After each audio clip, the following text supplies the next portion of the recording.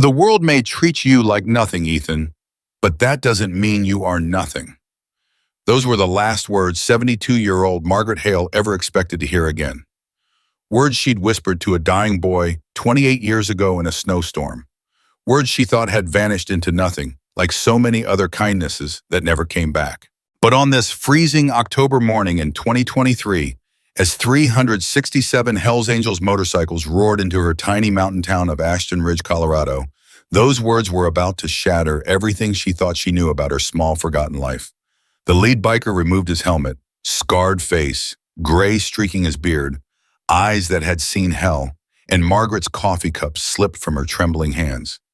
Because she knew those eyes.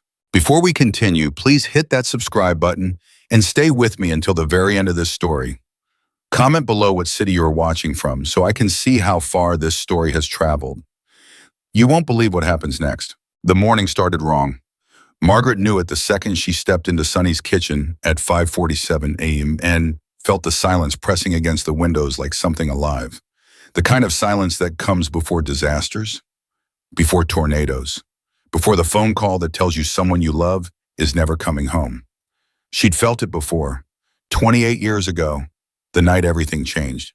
But Margaret didn't believe in signs anymore. She believed in coffee routine and keeping her hands busy enough that her mind couldn't wander into the dark spaces where grief lived. The diner was empty. It was always empty these days. Ashton Ridge wasn't a destination. It was a place people drove through on their way to somewhere better. A speck on the map between Denver and nowhere population 1,847 dropping every year. Margaret flipped the ancient open sign and started the coffee maker. The machine groaned like it was dying, which it probably was. Everything in this place was dying slowly, including her. She was arranging day-old donuts in the display case when she heard it. A low rumble in the distance. Thunder, maybe. Except the sky was clear. The rumble grew louder, deeper. Not thunder at all. Engines, dozens of them. Margaret's hands stilled on the donut tray. Her heart started doing something strange in her chest, a stuttering rhythm she hadn't felt in years. The sound grew until it shook the windows, rattled the dishes, made the fluorescent lights buzz and flicker overhead. Then they appeared. Motorcycles. Pouring into Main Street like a flood of chrome and leather in controlled violence. One after another, rolling in perfect formation, their engines creating a wall of sound that made the entire town hold its breath. Margaret stepped to the window, her reflection ghostly in the glass. She counted 20 bikes, 30, 50. They kept coming. The riders wore black leather cuts, patches on their backs she couldn't read from this distance, sunglasses despite the early hour, bandanas, beards, arms covered in ink. 70 bikes, 90. Jesus Christ, Margaret whispered. Across the street, Dale Morrison locked the door to his hardware store from the inside, his face pressed to the glass. Further down, she saw Karen Chen pull her daughter back into the pharmacy and flip the close sign. The town was shutting down in real time. 100 bikes, 150. Margaret's hands found the edge of the counter and gripped it hard. Her knuckles went white. The motorcycle circled Main Street twice, a slow, predatory loop that made it clear this wasn't random. This was a message, a show of force. Then, as if following some silent command, they began parking in synchronized rows along both sides of the street. 200 bikes, 250. The engines cut off one by one, creating a cascade of silence that was somehow worse than the noise. Margaret counted 367 motorcycles. 367 Hells Angels bikers standing in the middle of her dying mountain town. Her phone buzzed. A text from her neighbor, Phyllis. Lock your doors. Police on the way. But Margaret didn't move. She couldn't, because the lead biker was walking toward her diner. He was massive, 6'3", maybe 6'4", broad shoulders stretching his leather cut, gray threading through his dark hair, a beard that had seen decades. He moved with the kind of confidence that comes from never backing down, never apologizing, never explaining. The bell above her door chimed as he entered. Margaret's breath caught in her throat. Up close, she could see the scars, a jagged line running from his left eyebrow into his hairline, another along his jaw. His hands were rough, scarred knuckles, the hands of someone who'd built things and broken things in equal measure. His vest was covered in patches. colors she'd seen on the news, symbols that meant something in a world she'd never understood. But it was his eyes that stopped her. Blue-gray, sharp, tired, familiar. "Ma'am," he said, his voice was gravel and whiskey. "Is this Sonny's kitchen?" Margaret's mouth opened, but no sound came out. Behind him, through the window, she could see more bikers dismounting. 367 men and women standing in her town like an occupying force. She swallowed hard. "Yes, I'm Margaret Hale. I own this place." The biker's expression didn't change, but something shifted in his eyes. A flicker of recognition, of pain. "Margaret Hale," he repeated slowly like he was tasting the words. "You've been running this diner a long time. 38 years. Same location. Same location. Same everything, really." Her voice was shaking. "Look, I don't know what this is about, but I don't want any trouble. How much for a cup of coffee?" Margaret blinked. "What? Coffee? Black? How much?" "I'd $2. The biker pulled out a worn leather wallet and placed a $100 bill on the counter. "Keep the change." He moved to the nearest booth and sat down heavily like his bones hurt, like he'd been riding for a very long time. Margaret stood frozen behind the counter.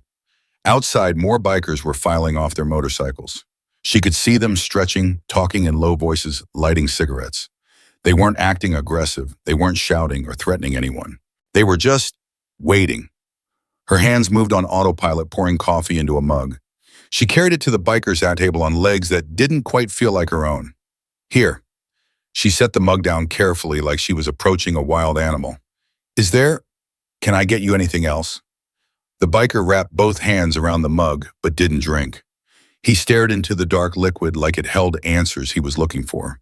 "Do you remember a boy?" he asked quietly. "About 28 years ago. Winter. Bad snowstorm." Margaret's world tilted.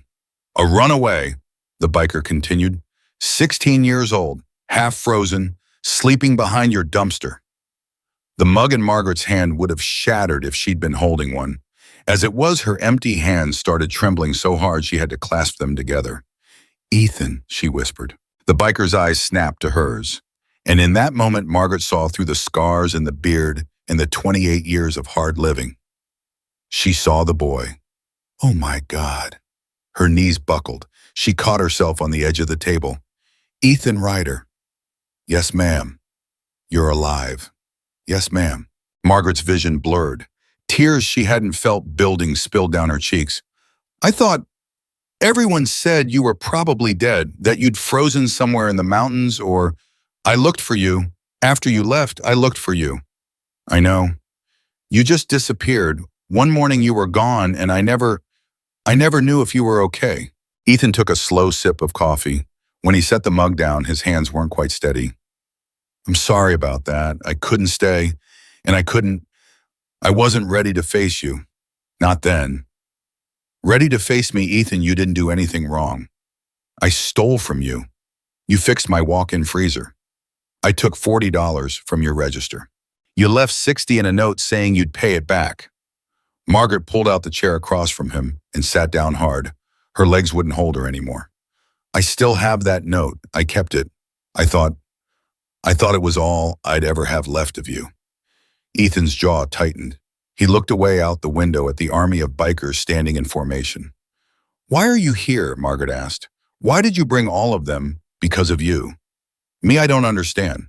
Ethan turned back to her, and for the first time she saw the full weight of what he carried in those eyes. Not just age, not just scars, gratitude and grief. 28 years ago, he said slowly, "you saved my life.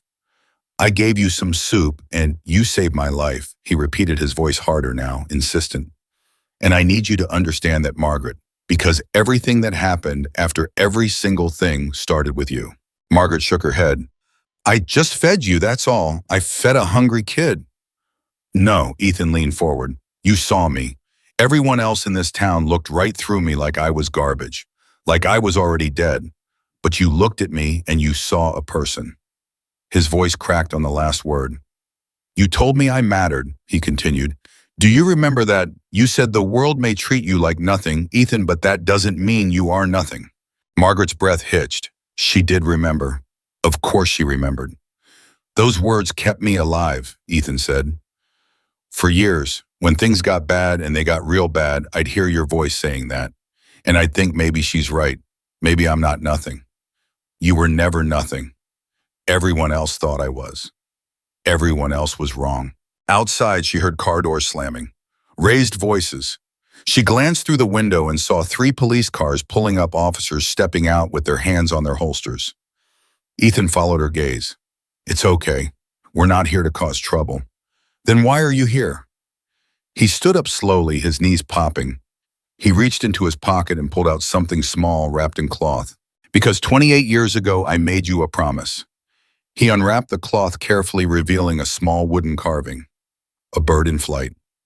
I carved this the night you fed me. I was going to leave it for you, but I chickened out. Thought it wasn't good enough. Margaret took the carving with shaking hands. The wood was worn smooth from decades of handling. The details were crude but earnest, a child's attempt at art.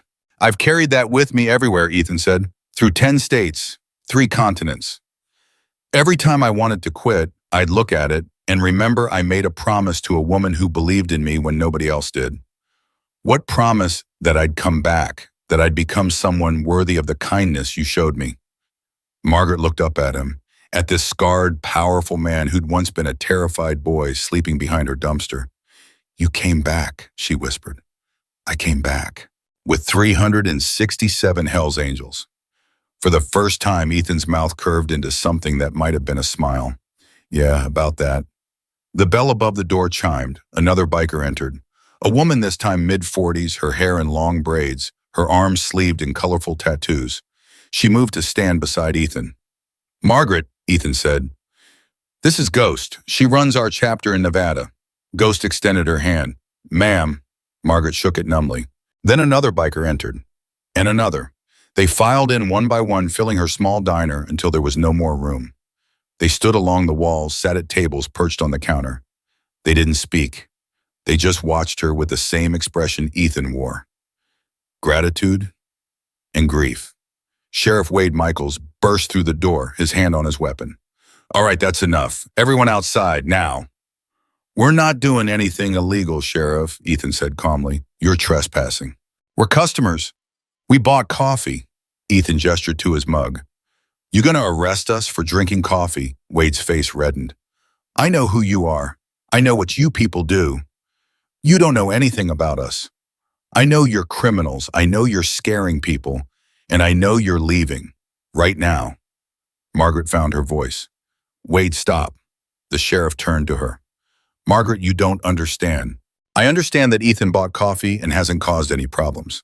She stood up, her legs steadier now. And I understand that this is my diner and these are my customers. Margaret, leave them alone.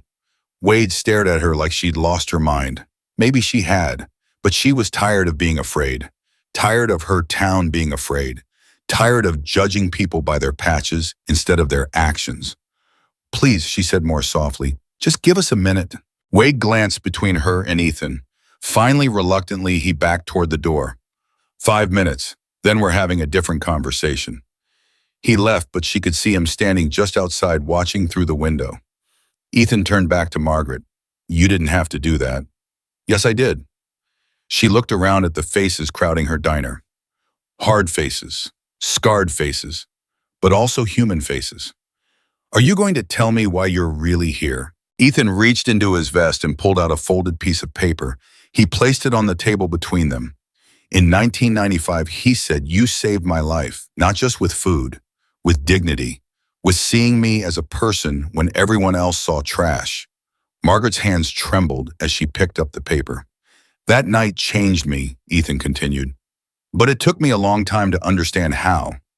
I ran away from here thinking I needed to become successful, rich, powerful, someone you'd be proud of. He paused, swallowed hard. But about 10 years ago, I met a kid in Phoenix, 15 years old, living under a bridge, and when I looked at him, all I could see was me at 16, and I heard your voice again, telling me I wasn't nothing. Margaret unfolded the paper. It was a legal document, dense with text she couldn't immediately parse. So I fed him, Ethan said, just like you fed me. And then I helped him find a place to stay. Got him into a program. 6 months later, that kid was off the streets. Margaret's eyes were streaming now, making the text blur. And then I found another kid, and another, and I realized that's what I was supposed to do with my life. Not get rich, not get powerful, just pass it forward. He gestured to the bikers filling the diner. Every person in this room has a story like mine, he said. Ghost over there, I found her sleeping in an abandoned car in Reno. She was 17, addicted to meth. Now she runs 3 youth shelters across Nevada. Ghost nodded, her eyes wet. Bear by the door. He was a veteran living on the streets in Portland. We got him clean, got him a job. Now he mentors other vets. A massive biker with a gray beard raised his hand in acknowledgement. Crystal in the corner, teenage runaway from an abusive home. We pulled her off the streets in Seattle.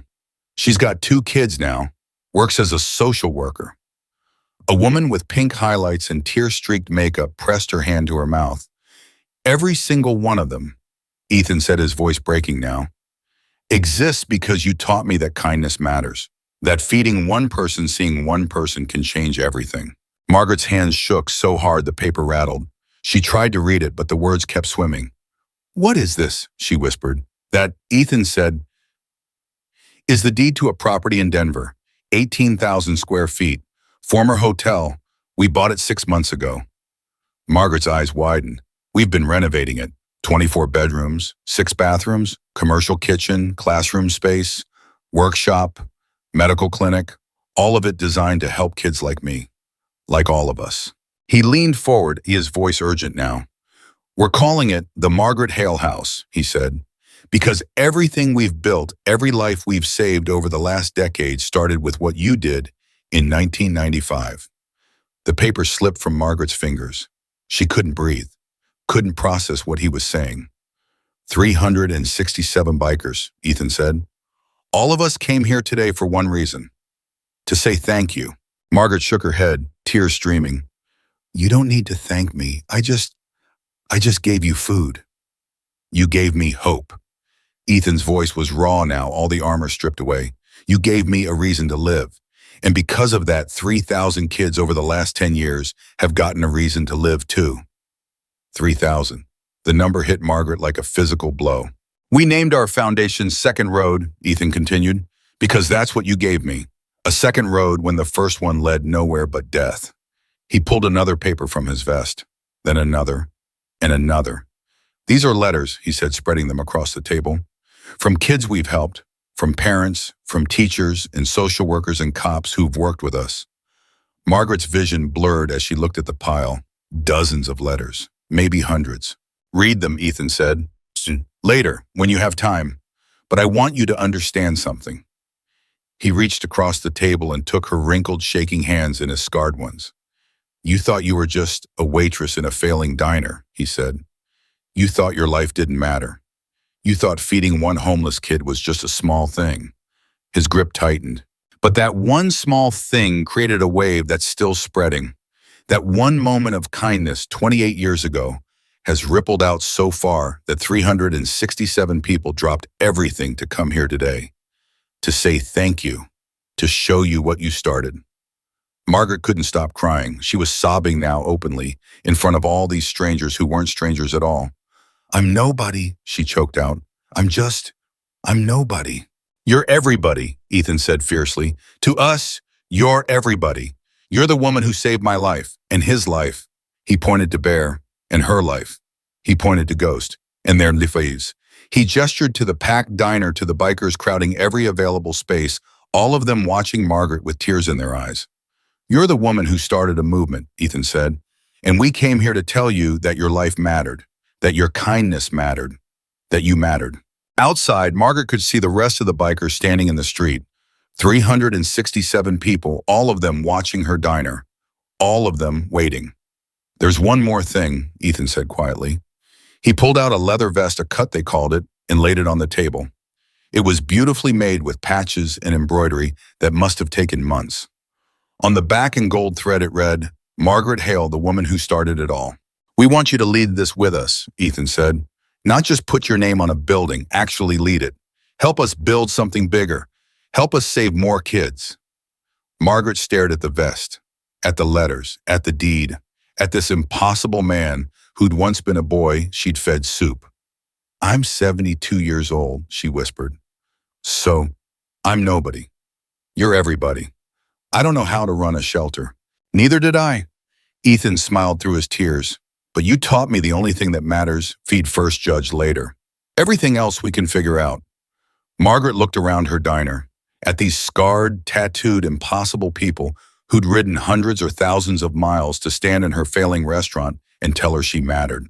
She thought about her empty life, her empty diner, the years stretching ahead with nothing but coffee and routine and slow decay. And she thought about 1995, about a 16-year-old boy with no hope, about the simplest act of human decency changing everything. Yes, she said. Ethan's eyes widened. Yes, yes. Margaret's voice grew stronger. Yes, if you think I can help, then yes. Of course, yes. The diner erupted. 367 bikers stood in the street and cheered so loud the windows rattled. They hugged each other, cried openly, raised their fists to the sky. Ethan pulled Margaret into a crushing embrace. She felt his shoulders shaking, felt this massive, scarred man crying into her hair like the lost boy he'd once been. Thank you, he whispered. Thank you for seeing me. Thank you for saving me. Thank you for everything. Margaret held him tight. This man-child who'd come back, who'd brought an army of the lost and saved to her door. You saved yourself, she said. I just gave you soup. You gave me everything. Outside, the sun broke through the clouds, flooding Main Street with golden light. And for the first time in 28 years, Margaret Hale felt like her life had a purpose beyond just surviving. She felt needed, and she felt finally that the universe had given her a second chance too. If you or someone you know is having a difficult time, free support is available. The celebration lasted exactly 4 minutes before Sheriff Wade pushed back through the door with 3 more officers behind him. That's enough, Wade said, his voice cutting through the noise. I don't care what kind of reunion this is. You're blocking Main Street and you're leaving. Now. Ethan turned slowly, still holding Margaret's hand. We paid for coffee, Sheriff. We're customers. You're a public disturbance. We're quiet. We're not breaking anything. We're just talking to an old friend. Wade's jaw clenched. I know who you people are. I know what Hell's Angels do. And I'm not having it in my town. Margaret felt Ethan's hand tighten around hers. She squeezed back, then stepped forward. Wade, they're not hurting anyone. Margaret, you don't understand what you're dealing with. I understand they rode here to thank me for something I did 28 years ago. They're criminals. They're people. The silence that followed was sharp enough to cut. Wade stared at Margaret like she'd grown a second head. Behind him, Deputy Carson shifted uncomfortably, his hand still resting on his holster. Ma'am, with respect, Carson said quietly, these are Hell's Angels. They're not just bikers. I know what they are, Margaret said. Her voice was steadier now, stronger. And I know what Ethan was when I met him. A scared kid that everyone else threw away. If that boy could become this man, then maybe we should stop judging people by their patches and start judging them by their actions. Wade's face reddened. So you're siding with them. I'm siding with human decency. Jesus Christ, Margaret. Don't take the Lord's name in vain in my diner, Wade. Several bikers smirked. One actually laughed a sharp bark of amusement that he quickly stifled. Wade pointed at Ethan. You've got 10 minutes. Then you're clearing out or I'm calling the state police. Fair enough, Ethan said. Wade left, slamming the door hard enough to make the bell jangle violently. Through the window, Margaret watched him talking into his radio, gesturing angrily at the rows of motorcycles. He's scared, Ghost said quietly. She'd moved to stand beside Margaret. They all are. They see us and they think violence. They don't see what we actually do. What do you actually do? Margaret asked. Ghost smiled, but it was sad around the edges. We save kids. That's it. That's all we do. That's not all, another biker said. This one was younger, maybe 30, with a scar that ran from his ear to his collarbone. We also scare the shit out of small-town sheriffs. A few people laughed, but the tension was building again. Margaret could feel it pressing against the windows, seeping through the floorboards. Ethan, she said, maybe you should tell me everything, fast, before Wade comes back with the reinforcements. Ethan nodded. He gestured to the tables and the bikers began filing out, making space. Within 30 seconds, the diner was back to just Margaret, Ethan, Ghost, and Bear. Sit, Ethan said. Margaret sat. Her heart was hammering so hard she could hear it in her ears. Ethan pulled out a thick folder from inside his vest. He placed it on the table between them, then sat down heavily across from her. After I left here in 1995, he began, I was planning to die. You know that, right? Margaret's throat tightened. I suspected. I had a plan. I was going to walk into the mountains and let the cold take me. I'd made peace with it. Ethan. But then you fed me and you said those words, and something in me broke, or maybe it fixed. I don't know. All I knew was that I couldn't do it, not right away. He opened the folder. Inside were photographs, dozens of them. I stuck around Ashton Ridge for 2 weeks, Ethan continued. I slept in your storage room. You remember that? I knew you were there. Ethan's eyes widened. You knew. Of course I knew. You think I didn't hear you moving around at night? You think I didn't notice food going missing? Why didn't you say anything? Because you needed a place to sleep, and I needed someone to remind me that kindness still mattered. Margaret's voice cracked. My husband had died 6 months earlier. My son was deployed overseas. I was drowning in debt and grief, and I couldn't see any reason to keep going. And then you showed up, and you needed me. Ethan's jaw worked silently. He looked away, blinking hard. I fixed your freezer because I wanted to give you something back, he said. I knew you knew I was there. I knew you were letting me stay, and I didn't know how to thank you except to fix things. You fixed everything. The freezer, the dishwasher, that loose board on the back step. I learned from my foster dad before he started hitting me. He was a mechanic. Ethan's voice went flat. That's the only good thing he ever gave me. How to fix broken things. Margaret reached across the table and took his hand. It was rough, calloused, scarred. The hand of someone who'd worked hard for everything he had. You're not broken, she said. I was. For a long time I was. He pulled out one of the photographs. It showed a teenage girl with dark circles under her eyes sitting on a curb with her head in her hands. This is Melissa, Ethan said. I found her in Phoenix in 2013. She was 16, addicted to heroin, living in an abandoned warehouse. I gave her food and a place to sleep and the number for a rehab clinic. He pulled out another photograph. Same girl but older, healthier, smiling. This is her last year. She's 27 now, works as a nurse, has a daughter. She sends me Christmas cards. Margaret stared at the photographs, her vision blurring. This is Marcus. Another photo, a black teenager with a busted lip and fear in his eyes. Found him in Seattle in 2015. His parents kicked him out for being gay. He was sleeping in bus stations. Another photo, same boy grown up wearing a graduation cap and gown. He graduated college last year, computer science, works for Microsoft. Ethan kept pulling out photographs, kept telling stories. Each one hit Margaret like a physical blow. A girl named Sarah who'd escaped sex trafficking. A boy named Tommy who'd survived foster care. A veteran named Rodriguez who'd been living under a bridge. A woman named Chen who'd fled domestic violence with 2 kids. On and on. Dozens of faces, dozens of lives. You did all this, Margaret whispered. We did all this. Ethan gestured to the window where the other bikers waited. Every single person out there has saved at least one kid. Some of us have saved dozens. How, we network. Someone in Portland hears about a kid sleeping in a park, they call someone in Seattle. Someone in Vegas hears about a girl being trafficked, they call someone in Phoenix. We move fast. We don't wait for permission. We don't fill out forms. We just help. Ghost leaned forward. Last year, we placed 237 kids into safe housing, fed over 1,000, got 84 into rehab programs, reunited 12 with their families. Margaret's hands were shaking again. I don't understand. How do you pay for all this? Some of us work. Some of us own businesses. Ethan builds custom motorcycles. I run a tattoo shop. Bear owns a construction company. Ghost shrugged. We pool resources. We fundraise. We make it work. And the Hells Angels are okay with this. Ethan smiled grimly. The club has rules. You don't betray the club. You don't disrespect the patch. You pull your weight. Beyond that, what we do with our time is our business. But you're using the name, the reputation. Yeah, because that reputation opens doors. When a scared kid sees us, they know we're not social workers. We're not cops. We're not going to put them in the system. We're just people who've been where they are. And sometimes that makes all the difference. He pulled out another document from the folder.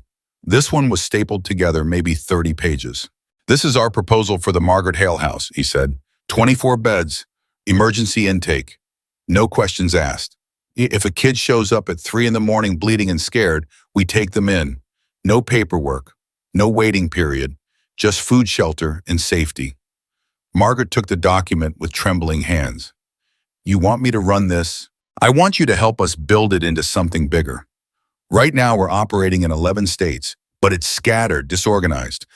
We need a central hub, a place where kids can come and know they'll be safe, a place that can train volunteers, a place that can set the standard for how this should work. I don't know anything about running shelters. You know about seeing people. That's all that matters. Ethan leaned forward, his voice urgent. Everything else, the logistics, the funding, the legal stuff, we've got people for that. But we need someone who understands the mission, someone who won't lose sight of why we're doing this. I'm just a waitress. You're the woman who saved my life. You're the woman who taught me that one person can change everything. That's not just anything. Outside, Margaret heard car doors slamming. More police were arriving. Through the window, she could see Wade talking to 2 state troopers, both of them looking grim. Time's running out, Ghost said quietly. Ethan pulled out one more thing from his vest, a letter worn soft from handling the creases nearly torn through. I wrote this the night before I left, he said. I was going to leave it on the counter. But I chickened out. I thought you'd think I was stupid. He unfolded it carefully and pushed it across the table. Margaret recognized her own handwriting at the top. Ethan, you're not nothing. Don't forget that. Below it, in cramped teenage scrawl, Margaret, I don't know how to thank you. All my life, people looked at me like I was garbage, like I was already dead. But you looked at me like I was human. You fed me, you talked to me, you made me feel like maybe I mattered. I'm leaving tomorrow because I can't stay. But I promise I'll come back someday. And when I do, I'll be someone you can be proud of. I'll be someone who helps other kids like me. I'll be someone who deserves the kindness you showed me. Thank you for seeing me. Thank you for saving me. I'll never forget you, Ethan. Margaret pressed her hand to her mouth. Tears streamed down her face, dripping onto the ancient paper. You kept this for 28 years, she choked out. I read it every time I wanted to quit, every time things got hard, every time I thought about giving up. Ethan's voice was raw. That letter kept me alive more times than I can count. I thought you were dead. For years I thought you were dead.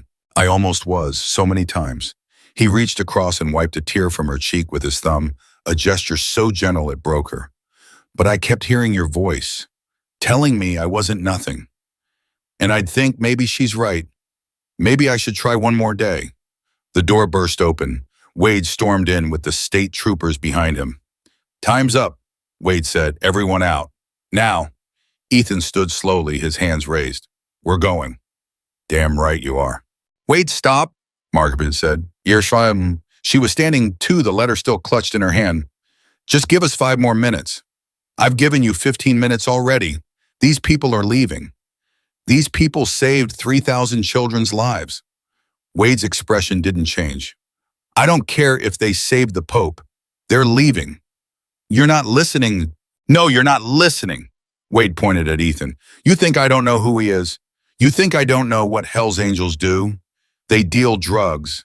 They run guns. They hurt people. They're criminals, Margaret. And you're defending them because one of them told you a sad story. Ethan's expression went cold. You want to know what I've done, Sheriff. You wanted to know my record. I already know your record. Then you know I've never been convicted of anything except one bar fight when I was 19. You know I run a legitimate business. You know I pay my taxes. You know I have 0 outstanding warrants. Wade's jaw tightened. You want to arrest me? Go ahead, Ethan continued. But you'll need an actual reason. and I don't like your jacket isn't going to hold up. One of the state troopers stepped forward. He was older, maybe 50, with gray at his temples and tired eyes swung. Sir, I need you to calm down. I'm calm. You're blocking public roadways. We're parked legally. You're creating a public disturbance. We're having coffee. The trooper's expression softened slightly. Look, I get it. You're here for a reunion or whatever, but you're scaring people. Half the town thinks you're about to start a war. Then the town needs better judgment, Ghost said. She'd stood too, her arms crossed. We came here to thank someone. That's it. We didn't threaten anyone. We didn't break anything. We just showed up. And that's the problem, Wade said. You just showed up with 367 bikers. You think that doesn't send a message? What message? Bear asked. His voice was deep, gravelly dangerous. That we take care of our own. That we remember people who showed us kindness. Yeah, we're real monsters. The temperature in the room dropped 10 degrees. Margaret stepped between them. Everyone stop, please. She turned to Wade, her hands still shaking, but her voice steady. These people are not criminals, she said. They're here because I fed a hungry boy 28 years ago. That boy became this man. And that man has spent the last decade saving children who would otherwise be dead or worse. They came here to tell me that my life mattered, that my kindness created something bigger than I ever imagined. Wade shook his head. Margaret, I'm not finished. Her voice went hard. You want to know why this town is dying, Wade? It's not because of bikers. It's because we stopped seeing each other. We stopped helping each other. We became so afraid of everything that we forgot how to be human. That's not fair. It's completely fair. When's the last time you helped a stranger? When's the last time anyone in this town did something for someone without expecting something back? Wade's face flushed. That's different. It's not different. It's exactly the same. These people came here to show me that one act of kindness rippled out for 28 years. They came here to say thank you, and you want to arrest them for it. The silence stretched. Outside, more people were gathering. Townspeople standing on the sidewalks, watching the standoff. Finally, the older state trooper sighed. How long are you planning to stay? Just today, Ethan said. We'll be gone by nightfall. And you're not planning any trouble? No, sir. No fights, no drugs, no weapons. No, sir. The trooper looked at Wade. Then I don't see a reason to force them out. Wade's eyes widened. You're not serious. They're not breaking any laws. They're parked legally. They bought coffee. They're talking to a friend. The trooper shrugged. I don't like it either, but unless they actually do something illegal, we can't just throw them out for existing. This is insane. This is the law. Wade looked like he wanted to argue more, but the trooper's expression made it clear the conversation was over. After a long moment, Wade turned and stormed out, slamming the door so hard the glass cracked. Margaret stared at the crack spreading across her door. I'll need to fix that. I'll fix it, Ethan said quietly. You've done enough. I haven't even started. The trooper tipped his hat to Margaret. Ma'am, sorry about the disruption. It's not a disruption, Margaret said. It's a reunion. The trooper almost smiled. Then he and his partner left, following Wade back to their vehicles. As soon as they were gone, Margaret's knees buckled. Ghost caught her before she hit the ground. Easy, Ghost said. When's the last time you ate something? I don't remember. Jesus. Okay, sit down. Bear, get her some water. Bear moved with surprising speed for someone his size. Within seconds, Margaret had a glass of cold water pressed into her hands. She drank it mechanically, her mind spinning. Everything was happening too fast. Too much. Too overwhelming. I can't do this, she whispered. Do what? Ethan asked. He'd crouched beside her chair, his eyes level with hers. Any of this. Run a shelter, lead a movement. I'm nobody. We've been over this. You're not nobody. I'm 72 years old. I'm tired. I barely have enough energy to run this diner. Then don't run the diner anymore. Margaret's head snapped up. What? Close the diner. Come to Denver with us. Help us build something bigger.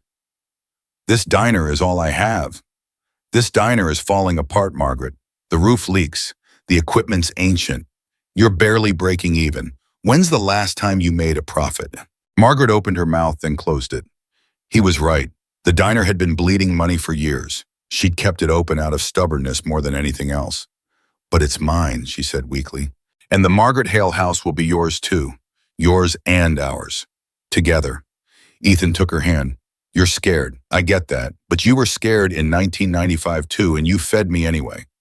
You didn't know what would happen. You didn't know if I'd rob you or hurt you or burn the place down. You just did what felt right. That was different. It's exactly the same. You're standing at another choice. You can stay here in this dying town with this dying diner and watch your life wind down to nothing. Or you can take a chance. Come with us. Help us save more kids. Be part of something bigger than yourself.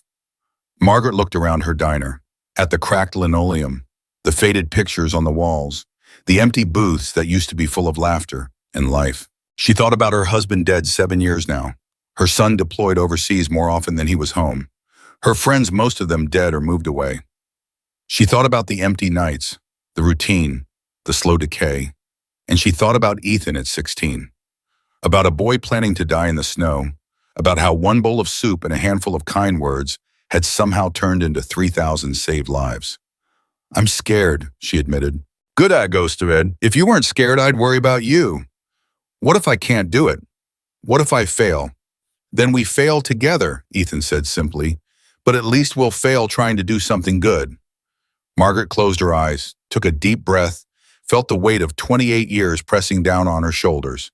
And then she felt something else, something she hadn't felt in decades. Hope. Okay, she said. Okay, I'll try. Ethan's face split into a grin so wide it looked painful. Yeah. Yes, but I need time. I need to close the diner properly. Settle my affairs. Talk to my son. Take all the time you need. We'll be here. And I need you to tell me everything, the whole truth about the club, about the foundation, about what I'm actually signing up for. Deal. Margaret stood on shaky legs. Through the window, she could see the 367 bikers still waiting in the street, patient, quiet, waiting for her. I need food, she announced, and coffee, real coffee, and then you're going to tell me every detail of how this is going to work. Ethan stood too, laughing. Yes, ma'am. And stop calling me ma'am. It's Margaret. Yes, Margaret. Better. She moved behind the counter and started pulling out ingredients. Eggs, bacon, bread. Her hands knew the motions by heart. Crack the eggs, start the bacon, butter the griddle. Cooking had always calmed her, made sense of chaos. Ghost, she called over her shoulder. You eat pork. Yes, ma'am, Margaret, sorry. Bear. I'll eat anything that doesn't eat me first. Margaret smiled despite herself. Good, because I'm making breakfast for everyone. And I mean everyone. Ethan's eyes widened. All of them. All 367. If they rode here to thank me, the least I can do is feed them. Margaret, don't argue with the cook. And for the first time in 28 years, Margaret Hale's diner came back to life. Within 20 minutes, Margaret had turned her small diner kitchen into a war zone of sizzling bacon and scrambled eggs. Ghost had rolled up her sleeves and was flipping pancakes on the second griddle. Bear was carrying plates out to the bikers who'd lined up outside like kids at a school cafeteria. This is insane, Margaret muttered, cracking another dozen eggs into a bowl. I don't have enough food for this many people. Raven's making a supply run, Ethan said. He was at the counter buttering toast as fast as Margaret could make it. She'll be back in 10 minutes with everything from the grocery store. The whole grocery store, whatever they'll sell us. Margaret laughed, a sound that surprised her. When was the last time she'd laughed while cooking? When was the last time her diner had felt alive like this? A biker stuck his head through the door. He was younger, maybe 25, with nervous eyes and a fresh patch on his vest. Ma'am, Miss Margaret, there's a problem. Margaret's hand stilled on the spatula. What kind of problem? Some of the townspeople are getting upset. They're saying we're taking over, that we're scaring their kids. Ethan's jaw tightened. I'll handle it. No. Margaret set down the spatula and wiped her hands on her apron. I'll handle it. She walked to the door and stepped outside. The morning air was cold, sharp, biting. Main Street was packed with motorcycles and leather-clad bikers eating breakfast off paper plates. Some sat on curbs, Others leaned against their bikes. A few were laughing, telling stories. They looked dangerous. She could see why the town was afraid. Across the street, a crowd of townspeople had gathered, maybe 30 people. Dale Morrison from the hardware store, Karen Chen from the pharmacy, Tom Bailey who ran the gas station. People she'd known for decades. They looked terrified. Margaret walked across the street, her heart pounding. Behind her, she heard Ethan call out, "Margaret, wait!" She held up her hand without turning around. He stopped. Dale was the first to speak when she reached them. "Margaret, what the hell are you doing?" "Feeding people." "These aren't people. These are Hell's Angels." "They're both." Karen stepped forward, her face pale. "Do you know what they're capable of? Do you have any idea what these gangs do?" "I know what Ethan did. He saved 3,000 children's lives." "He's feeding you a line," Tom said. "These guys are criminals. They're probably casing the town, planning to rob us." Margaret felt anger flare in her chest, hot and sharp. "You don't know what you're talking about." "And you do because one of them told you a sob story. Because I knew him when he was 16 and everyone in this town treated him like garbage, including you, Dale." Dale's face reddened. "I never—" "You absolutely did. I watched you chase him away from your store. Called him a thief before he ever touched anything." "He looked like a thief. He looked like a scared kid who needed help, and every single person in this town turned their backs on him, except me." The crowd shifted uncomfortably. Some people looked away. "These people came here to thank me." Margaret continued, her voice rising. "They came to tell me that feeding one hungry boy 28 years ago created a foundation that saved thousands of lives. And you want to run them out of town because they wear leather jackets and ride motorcycles." "It's not about the jackets," Karen said quietly. "It's about safety. My daughter is scared." "Then bring her over here and let her meet them. Let her see that they're just people." "You're being naive." "I'm being human, something this town forgot how to be a long time ago." She turned and walked back to the diner. Her hands were shaking, her heart was racing, but she felt more alive than she had in years. Ethan was waiting by the door. That was brave. That was stupid. Sometimes they're the same thing. Margaret went back to the kitchen and picked up her spatula. The eggs were burning. She scraped them off the griddle with more force than necessary. "They're not wrong to be scared," Ghost said quietly. She was still flipping pancakes, her movements mechanical. "We do look dangerous." "You are dangerous," Margaret said, "but that doesn't make you bad. Most people can't see the difference." "Then most people are idiots." Ghost smiled despite herself. "I like you. You barely know me. I know enough. You stood up for us. That's more than most people would do." A motorcycle roared up to the curb outside. A woman dismounted, pulling off her helmet to reveal short purple hair and multiple facial piercings. She hauled 3 enormous grocery bags through the door. "Raven's back," Ethan announced. Raven dumped the bags on the counter. "They cleaned me out. Every egg, every slice of bacon, every loaf of bread in the store." "How much do I owe you?" Margaret asked. "Nothing. It's on us." "Absolutely not. This is my diner and my cooking, and I pay for the food." Raven looked at Ethan, who shrugged. "She's stubborn." "I can see that." Raven pulled out a receipt. $243. Margaret's stomach dropped. That was half her weekly take. But she pulled out her wallet and counted out the bills with steady hands. "Thank you," Raven said, pocketing the money. Then she pulled out 3 20s and dropped them in the tip jar. "For the cook." Margaret started to protest, but Raven was already gone back outside to her bike. "You didn't have to pay for that," Ethan said. "Yes, I did. This is my choice, my contribution. Let me have it." He smiled. "Yes, Margaret."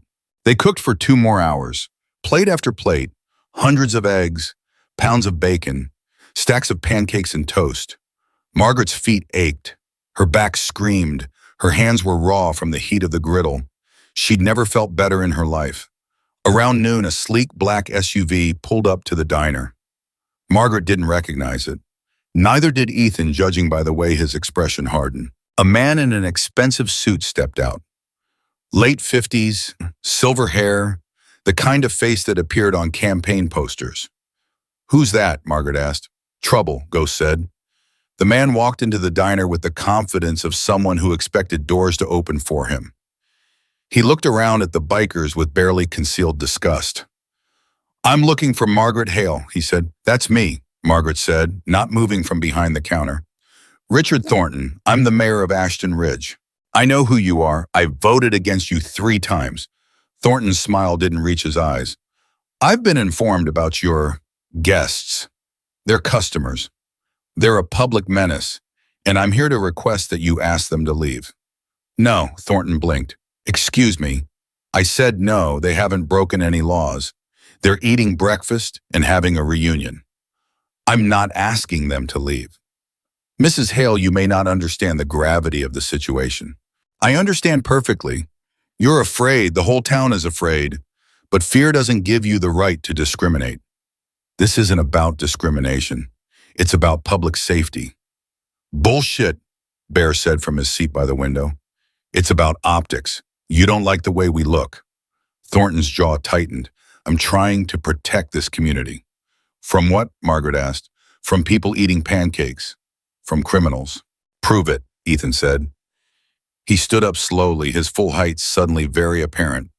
You got warrants for any of us outstanding charges, any actual evidence of criminal activity. Thornton's face flushed. I don't need evidence to know what you people are. You people, Ghost repeated. There it is. I'm calling a town council meeting, Thornton said, turning back to Margaret. Tonight, 7 p.m., I strongly suggest you attend. Why? Because we'll be voting on whether to shut down your diner for code violations. The temperature in the room dropped. You son of a bitch, Margaret said quietly. Thornton's smile returned. Language, Mrs. Hale. Is that any way for a business owner to speak? Get out of my diner. I'm leaving, but I'll see you tonight. I'm sure we'll find plenty of violations once the inspectors arrive. Cracked door, outdated equipment. Who knows what else? He adjusted his tie. Should be an interesting evening. He left, and the silence he left behind was suffocating. Margaret's hands were shaking so hard she had to grip the counter to keep standing. He can't do that. He can, Ethan said grimly. He's the mayor. He can make your life hell if he wants to. This is because of us, Ghost said. We should go. No, Margaret's voice was steel. You're not going anywhere, she repeated Margaret. If I let him bully me into throwing you out, what does that say? What does that teach anyone? She looked around at the faces watching her. You came here to thank me for showing kindness to one boy. Well, I'm not about to stop being kind just because some politician threatens me. He'll shut you down, Bear said. Then he shuts me down, but I won't compromise on this. Ethan moved behind the counter and took her hands. Margaret, you're being incredibly brave, but you don't have to sacrifice everything for us. I'm not sacrificing anything. I'm choosing. For the first time in years, I'm choosing something that matters. Her voice broke on the last word. Ethan pulled her into a hug, and she let herself cry against his leather vest, all the fear and anger and exhaustion pouring out of her. We'll figure this out, he said into her hair. I promise. How Bomashaha? I don't know yet, but we will. The door chimed. Margaret pulled away from Ethan, wiping her eyes, expecting more trouble. Instead, a teenage girl stood in the doorway, maybe 16, blonde hair, frightened eyes. Margaret recognized her Karen Chen's daughter, Amy. I'm sorry, Mitty said quickly. I know I'm not supposed to be here, but I heard what you said about feeding someone 28 years ago, and I wanted to ask, she swallowed hard, did it really matter? Did it really change anything? Margaret stared at this girl who looked so much like she herself had at that age. Lost. Searching. Desperate to believe the world could be better than it seemed. Come here, Margaret said. Amy walked slowly to the counter. Margaret pulled out a plate and started making eggs and toast. What are you doing? Amy asked. Feeding you, because that's what matters. Not politics, not fear, just people taking care of people. My mom's going to kill me. Your mom will understand, eventually. Margaret slid the plate across the counter. Eat. Amy picked up the fork with trembling hands. She took a bite and tears started running down her face. Thank you, she whispered. For eggs. For seeing me. Everyone's been so scared today. Talking about you like you're crazy. But you're the only one acting sane. Margaret came around the counter and pulled Amy into a hug. This girl she barely knew. This child who needed someone to tell her the world wasn't as scary as it seemed. You're going to be okay, Margaret said. How do you know? Because there are good people in the world, and they show up when you need them most. The door opened again. Karen Chen burst in, her face panicked. Amy, get away from them. Mom. Now, Amy pulled away from Margaret, her expression crumbling. I'm sorry, she mouthed, then ran to her mother. Karen grabbed her daughter's arm and dragged her toward the door, but at the threshold she stopped. Turned back, her eyes found Margaret's. I'm sorry, Karen said. Her voice was thick with tears. I'm so sorry. You're right. We're all wrong. I know, Margaret said it. You're scared. I understand. No, you don't understand. When Amy was born, she stopped breathing, and the doctor who saved her was covered in tattoos, full sleeves. And I remember thinking, thank God there was someone here who knew what to do. But then the fear came back, the judging, the forgetting that people are more than how they look. She was crying now openly. My daughter wanted to come here because she needed to know that kindness still exists, Karen continued. And I almost stopped her because I was afraid. What kind of mother does that make me? A human one, Ghost said quietly from the corner. We're all afraid of something. Karen looked at Ghost, really looked at her, saw the tears on her tattooed face, the vulnerability beneath the leather. I'm sorry, Karen said again. Then she left with Amy, but this time it looked less like running and more like regrouping. The diner was quiet for a long moment. Then Bear started clapping, slow, steady. One by one, the other bikers joined in. The applause built until the windows rattled with it. Margaret sank onto a stool, her legs finally giving out completely. What just happened? She asked. You changed someone's mind, Ethan said. That's rarer than you think. One person, that's all. That's everything. That's exactly what you taught me. One person at a time. One act of kindness at a time. Margaret looked around at these 367 people who'd ridden here to thank her. These impossible people with their scars and stories and stubborn hope. I'm not ready for tonight, she admitted. That town council meeting. I don't know how to fight them. You don't have to fight alone, Ghost said. We'll be there. All of us, Bear added. But then that'll make it worse. Maybe. Or maybe seeing 367 people willing to stand up for you will make some folks reconsider what they think they know. Ethan pulled out his phone and started typing. I'm calling our lawyer and our accountant and everyone else who can help document that this diner doesn't have code violations worth closing over. It's old, it's falling apart. It's functional, and it's been passing inspections for 38 years. They can't just shut you down because they don't like your customers. You'd be surprised what people can do when they're scared. You'd be surprised what people can do when they're inspired. Margaret wanted to believe him. She really did. But the weight of the day was crushing her. The fear, the hope, the impossible choice between keeping the life she knew and stepping into something terrifying and new. I need air, she said. She walked outside into the cold October afternoon. The sun was starting to dip toward the mountains. In a few hours, it would be dark. In a few hours, she'd have to face the town council and defend her choice to show kindness to strangers. A biker she didn't recognize approached. He was older, maybe 60, with a gray beard and kind eyes. Margaret, I'm Pike. I run the Sacramento chapter. Hi, Pike. I wanted to tell you something. About 20 years ago, I was homeless, living under a bridge in Portland. I'd given up. I was ready to die. Margaret's chest tightened. A kid found me, Pike continued. Couldn't have been more than 19. He gave me a sandwich and a blanket, sat with me for 3 hours. Didn't preach, didn't judge, just sat with me. Ethan. Yeah, he was just starting out then, still figuring out what he wanted to do with his life. But he saved mine that night. And when I asked him why he helped me, you know what he said? Margaret shook her head. He said, someone did this for me once. I'm just passing it forward. Pike's eyes were wet. Your kindness didn't just save Ethan. It saved me. And everyone he helped after that. And everyone they helped. It's a chain that keeps growing. And it all started with you. Margaret couldn't speak. Couldn't breathe. So thank you, Pike said, for feeding a hungry kid in 1995. because that kindness ended up saving my life 2 decades later. He walked away, leaving Margaret standing alone on the sidewalk with tears frozen on her cheeks. She didn't hear Ethan approach until he was right beside her. "You okay?" he asked. "No, yes, I don't know." She turned to him. "How many stories like that are there?" "Hundreds, maybe thousands. We stopped counting." "How is that possible? How did one bowl of soup turn into this?" "Because kindness multiplies. You taught me that.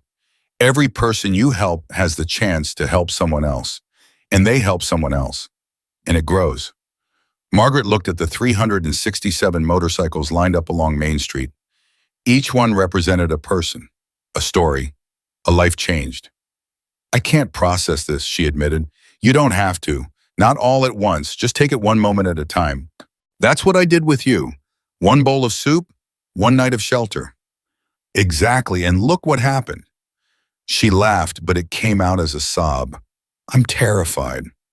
Of the meeting, of everything, of failing you, of not being enough, of this whole thing collapsing because I'm just a 72-year-old waitress who doesn't know what she's doing." Ethan took her hands. "Margaret, you saved my life without knowing anything about me. You didn't have training. You didn't have a plan. You just saw someone who needed help and you helped them. That's all we're asking you to do now. Just be yourself. Just keep seeing people. What if it's not enough? It was enough for me. It'll be enough for others." The door opened behind them.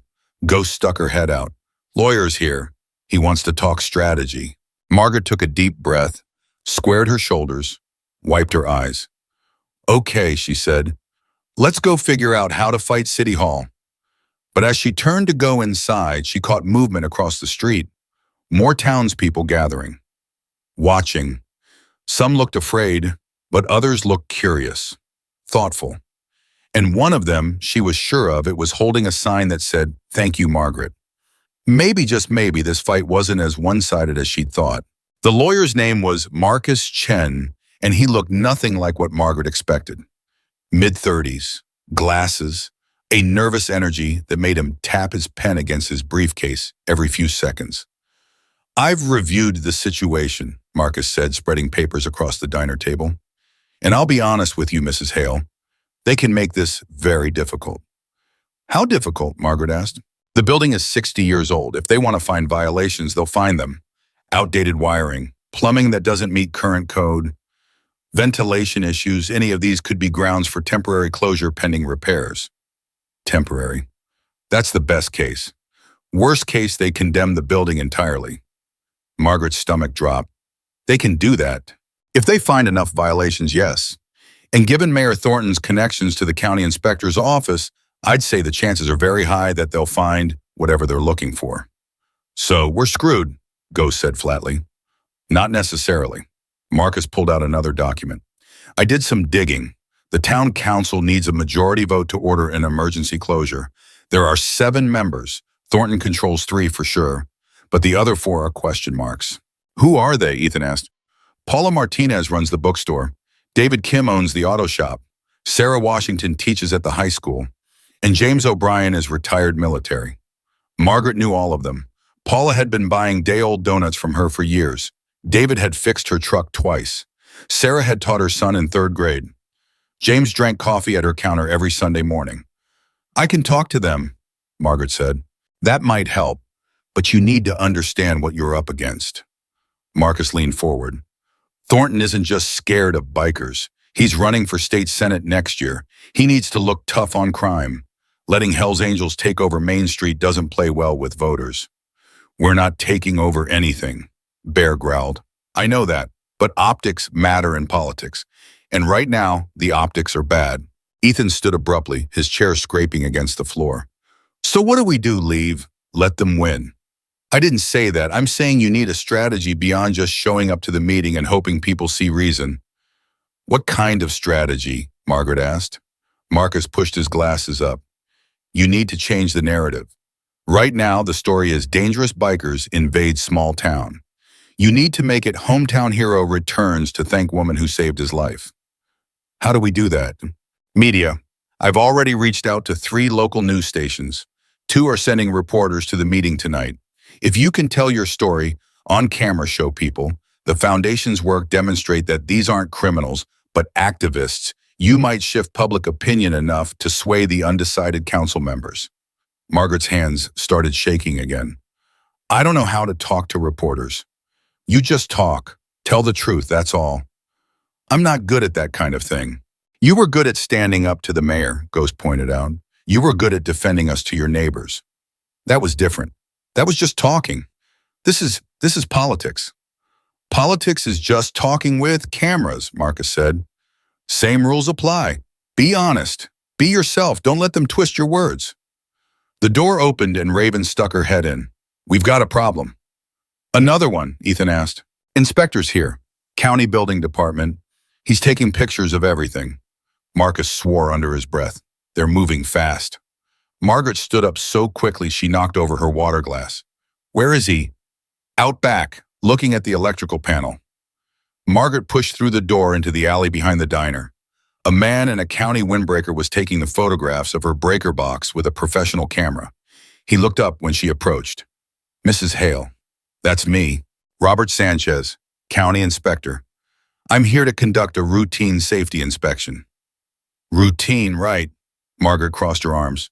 The mayor sent you. Sanchez's expression didn't change. I'm just doing my job, ma'am. Your job requires you to give notice.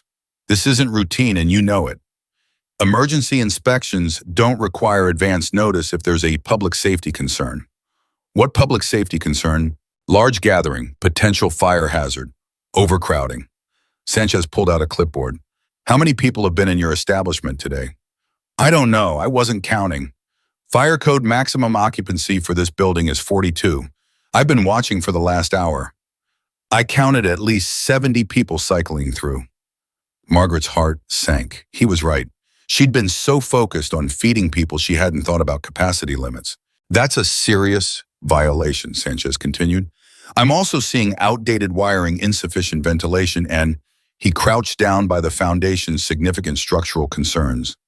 That crack's been there for 15 years. Doesn't make it less concerning. He took another photo. I'll have my full report ready for the council meeting tonight. How convenient. Sanchez stood up and met her eyes. His expression softened slightly. Look, Mrs. Hale, I'm not the bad guy here. I'm just documenting what I see. What the council does with that information is up to them. But you know what they'll do. That's not my call. He walked past her back toward his truck. Margaret watched him go, feeling the weight of inevitability settling on her shoulders. Ethan appeared beside her bow. How bad? Bad. Overcrowding, structural issues, electrical problems. Everything Marcus said they'd find. We can fix it. Whatever needs fixing, we can do it. Not by tonight, and Ethan's jaw tightened. Then we fight harder. They went back inside. Marcus was on his phone pacing. Ghost and Bear were talking in low voices. Raven was at the window watching the inspector drive away. News crews will be here at 6, Marcus announced, hanging up. That gives us an hour to prepare. Mrs. Hale, I need you to practice your statement. I don't have a statement. Then we'll make one. Simple, direct, from the heart. He pulled out a notepad. Tell me why you fed Ethan in 1995. Margaret sat down heavily. Because he was hungry. And what? That's it? He was hungry. I had food. It wasn't complicated. But why did you do it when everyone else ignored him? Margaret thought back to that night. The snow, the wind, the way Ethan had looked at her with eyes that had already given up on the world. Because I saw my son, she said quietly. My son was deployed overseas. I hadn't heard from him in weeks. I was terrified every day that someone would knock on my door and tell me he was dead. And when I saw Ethan, all I could think was that somewhere maybe someone was showing my son the same kindness. Maybe someone was feeding him, keeping him safe. I helped Ethan because I hoped someone was helping my son. The room went silent. That's your statement, Marcus said. His voice was thick. That's exactly what you say tonight. My son didn't die, by the way, Margaret added. He came home 6 months later, safe. Did you ever tell him about Ethan? Ghost asked. No, there wasn't anything to tell. Ethan left. I thought he was dead. It was just one of those things you do and forget about. Except you didn't forget, Ethan said. You kept my note for 28 years. I kept a lot of things. I'm a pack rat. You kept it because it mattered. Maybe. I don't know. I couldn't throw it away. The door opened again. This time it was Paula Martinez from the bookstore. She looked nervous, glancing over her shoulder like someone might see her entering. Margaret, can I talk to you? Of course. Margaret gestured to a booth. Sit down. Want some coffee? No, I can't stay long. Paula sat on the edge of the seat, her purse clutched in her lap.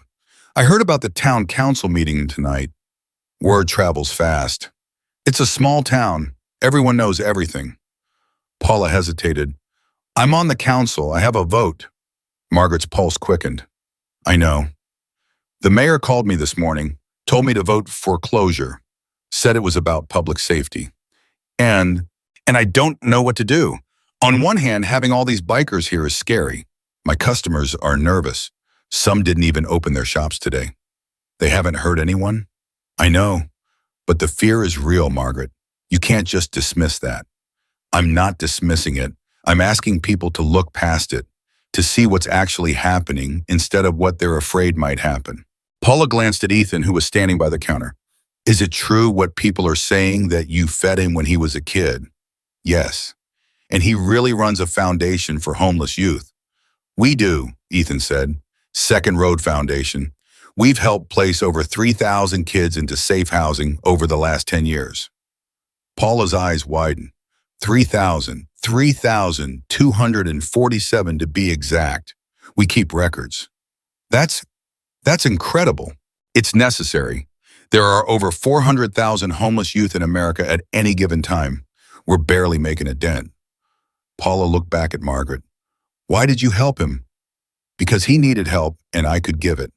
That's all. But you didn't know him. You didn't know if he was dangerous or he was a kid sleeping behind my dumpster in the snow. I didn't need to know anything else. Paula's eyes filled with tears. My daughter ran away 3 years ago. She was 17. We didn't know where she went. We searched for months. Her voice broke. We found her in Seattle, living on the streets, addicted to heroin. It took us a year to get her into rehab. Margaret reached across the table and took Paula's hand. She's clean now, Paula continued. She's been clean for 18 months. But when I see these kids, when I think about what she went through, she couldn't finish. Where is she now? Ghost asked gently. Home, safe, working at the bookstore with me. Paula wiped her eyes.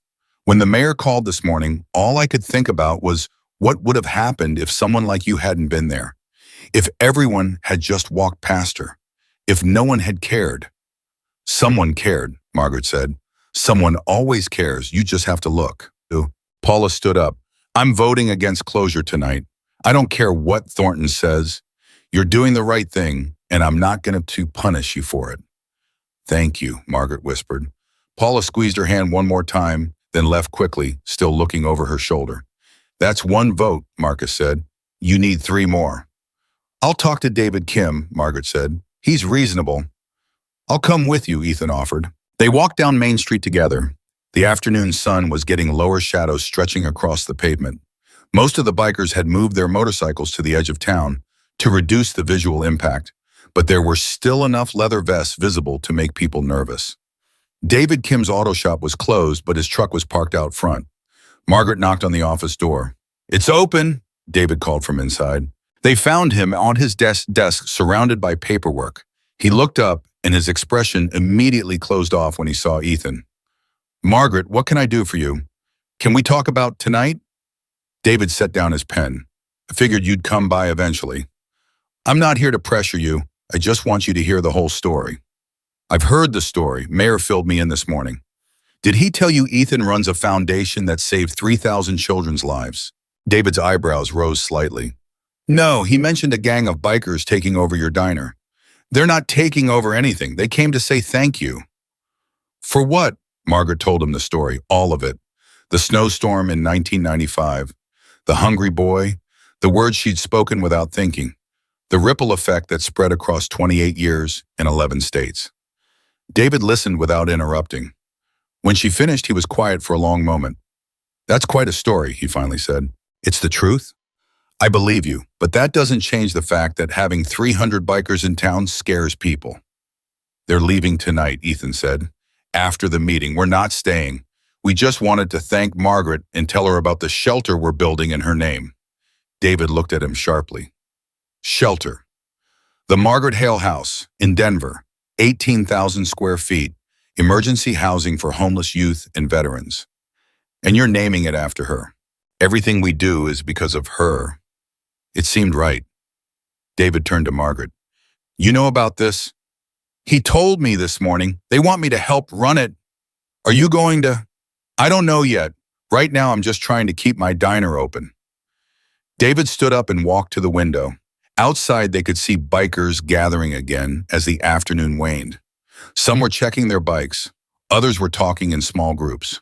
My grandfather was in a motorcycle club, David said quietly. Back in Korea, after the war.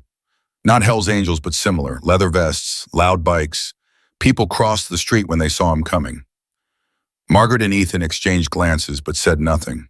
He was the kindest man I ever knew, David continued. Volunteered at the VA hospital. Helped Korean war brides adjust to America.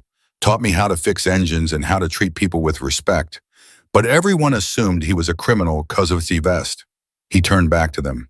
He died when I was 15. Heart attack. And at his funeral there were 200 bikers. Every single one of them had a story about how my grandfather had helped them, saved them, given them a second chance. David's voice thickened. I learned that day not to judge people by their patches. I'm sorry for your loss, Margaret said. It was 30 years ago, but I never forgot the lesson. He picked up his phone. I'm voting against closure tonight, and I'm going to talk to Sarah Washington and James O'Brien. Between the four of us, we can block Thornton. Margaret felt tears sting her eyes. Thank you. Don't thank me yet. Thornton's not going to take this well. He'll fight dirty. Let him fight, Ethan said. We've been fighting our whole lives. They left David's shop and walked back to the diner. The sun was touching the mountains now, painting the sky in shades of orange and red. In an hour, the meeting would start. In an hour, Margaret's entire future would be decided by 7 people sitting around a conference table. I'm scared, she admitted. Me too, Ethan said. You're not scared of anything. I'm terrified. What if we lose? What if they shut you down and you lose everything? Then I lose everything, but at least I'll lose it doing the right thing. They reached the diner. Ghost was standing outside with Bear and Raven, all of them looking tense. News crews are here, Ghost said. They want to interview you before the meeting. Margaret's stomach lurched. Now, a woman with perfect makeup and a microphone approached. Behind her, a cameraman adjusted his equipment. Mrs. Hale, I'm Jennifer Park from Channel 7 News. Can we talk for a few minutes? Margaret looked at Ethan. He nodded encouragement. Okay, Margaret said, but I don't know what to say. Just tell me your story, Jennifer said. Start at the beginning. The camera light turned red. Margaret took a deep breath and began talking. About 1995, about the blizzard, about a mind everyone else had abandoned, about soup and pie, and words that seemed insignificant at the time. Jennifer asked questions. Margaret answered. Ethan added details. The cameraman kept filming. So you're saying, Jennifer said that this entire foundation, these 3,000 saved lives, all started because you gave one homeless teenager a bowl of soup. Yes. And you never expected anything in return. Of course not. He was hungry. I had food. It's not complicated. But clearly it is complicated. Because 28 years later, 367 people rode hundreds of miles to thank you. Margaret looked at the bikers gathering around them, at their faces scarred and weathered and full of gratitude. I guess kindness is always complicated, she said, because it spreads in ways you can't predict. It touches people you'll never meet. It changes things you'll never see. All you can do is the next right thing and hope it matters. Do you think it mattered? Margaret looked at Ethan, at the man who'd been a point she'd almost lost forever. Yes, she said, I think it mattered. The interview ended. Jennifer thanked her and moved on to interview some of the other bikers. The sun was almost gone now. The meeting would start in 20 minutes. You did great, Ethan said. I was rambling. You were perfect.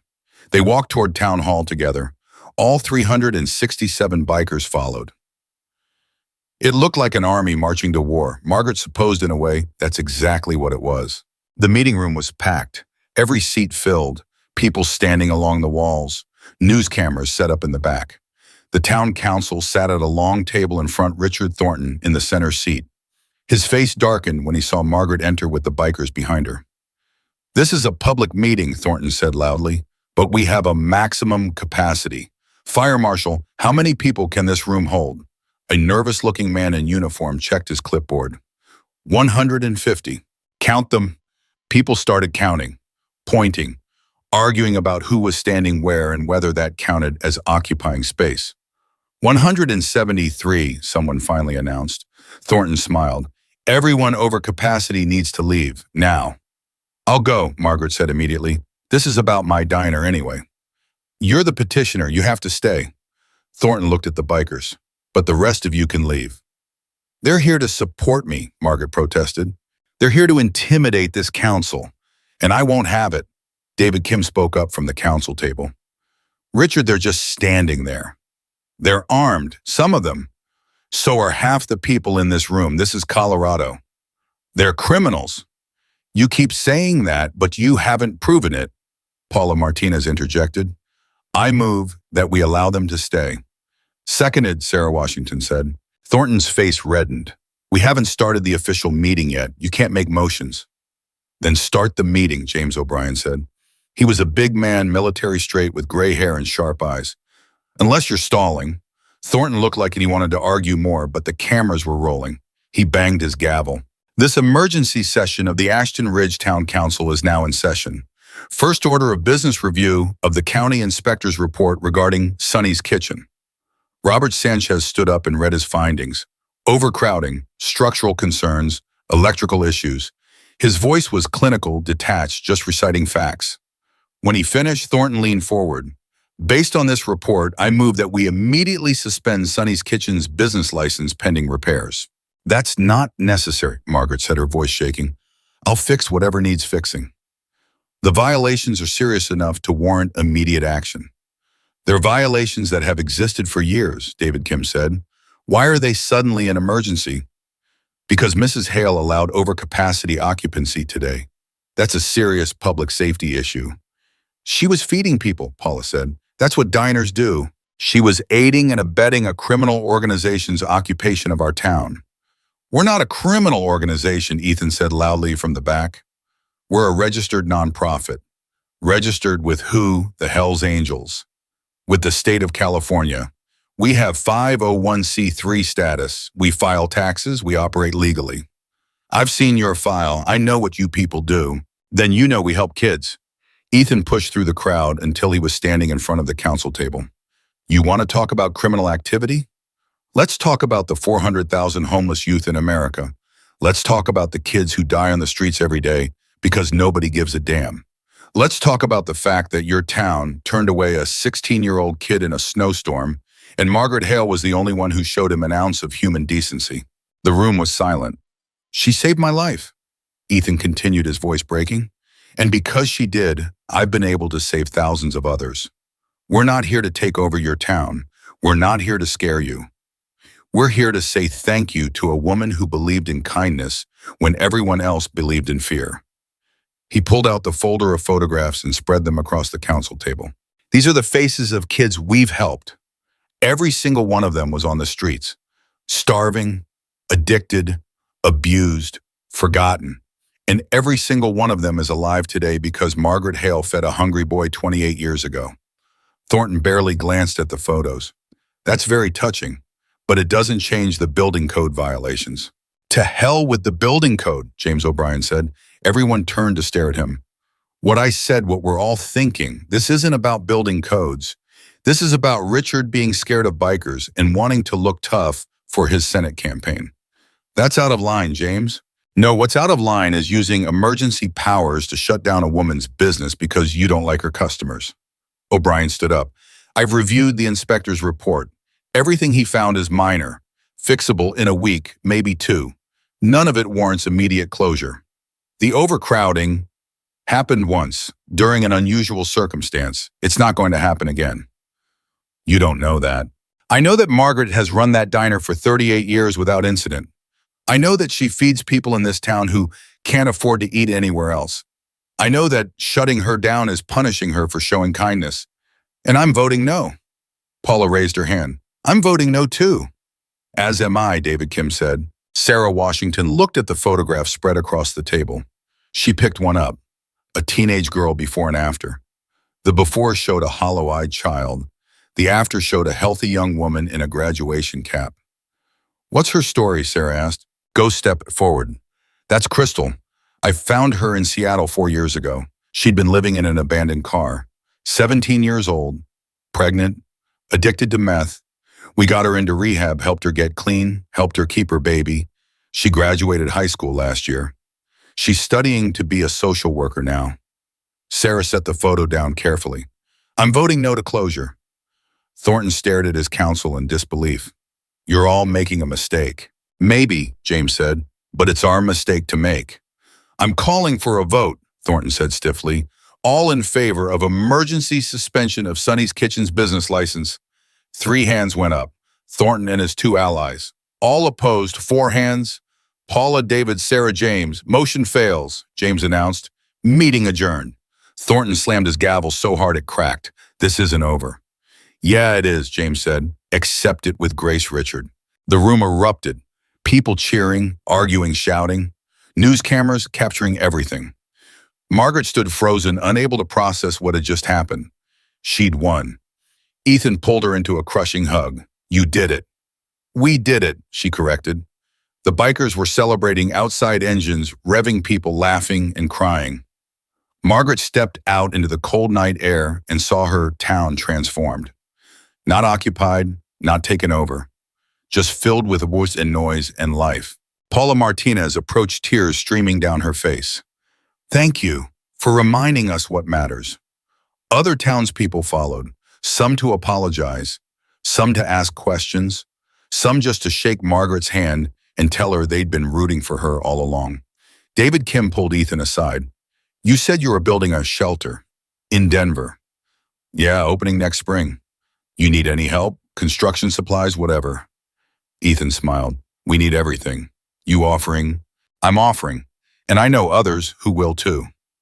Margaret watched them talk, watched her town slowly wake up from decades of fear and suspicion, watched bridges being built one conversation at a time. Ghost appeared beside him. How are you holding up? I'm exhausted, terrified, happy. I don't know what I'm feeling. That's normal. Big days are like that. Is it always this hard, the work you do? Always, but it's always worth it too. Margaret looked at the bikers preparing to leave. 367 people who dropped everything to come here, to thank her, to show her that her life had mattered. I'll do it, she said. Ghost turned to her. Do what? The shelter, the Margaret Hale house. I'll help you build it. I'll help you run it, whatever you need. Are you sure? No, but I'm doing it anyway. Ghost smiled and pulled her into a hug. Welcome to the family. Ethan appeared, his face glowing. Did she say yes? She said yes. He picked Margaret up and spun her around, both of them laughing like children. When he set her down, she was dizzy and happy and more alive than she'd felt in years. When do we start? She asked. Right now, Ethan said. Tonight, the second you're ready. Margaret looked back at her diner, at the cracked door and faded sign and the life she'd built from grief and stubbornness. It had been good, but it was time for something better. I'm ready, she said, and she was. Margaret closed Sonny's Kitchen 3 weeks later on a Tuesday morning. She'd spent those weeks training her replacement, a young woman named Sophie, who'd recently moved to Ashton Ridge with 2 kids and no job prospects.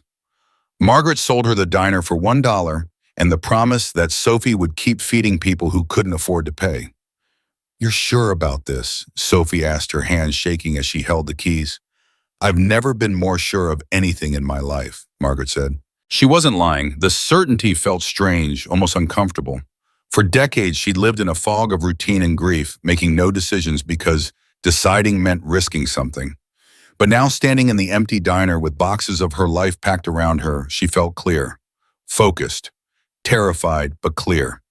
Ethan's truck pulled up outside. He got out with Ghost and Bear, all of them ready to help load Margaret's belongings for the drive to Denver. You travel light, Ghost observed, looking at the 6 boxes that represented Margaret's entire life. Most of it was the diner's. I don't need much. You need more than this, Bear said. What about furniture, clothes, personal things? I have clothes, the rest is just stuff. Margaret picked up a box. It was heavier than she expected. Besides, I'm starting over. Seems right to travel light. They loaded everything into the truck in 10 minutes. Margaret took one last look at the diner through the window. Sophie was already inside rearranging things, making it her own. That was good. That was how it should be. Ready? Ethan asked. No, but let's go anyway. The drive to Denver took 4 hours.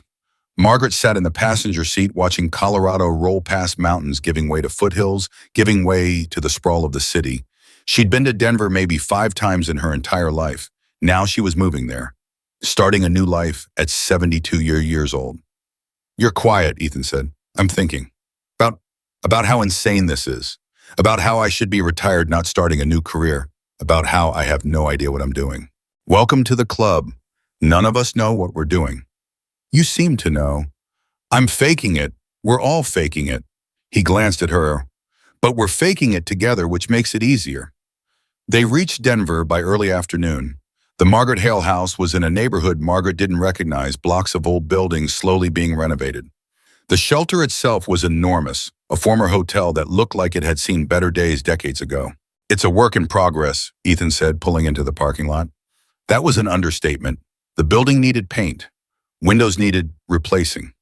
The sign out front was missing half its letters. But when Margaret stepped inside, her breath caught. The lobby had been completely gutted and rebuilt.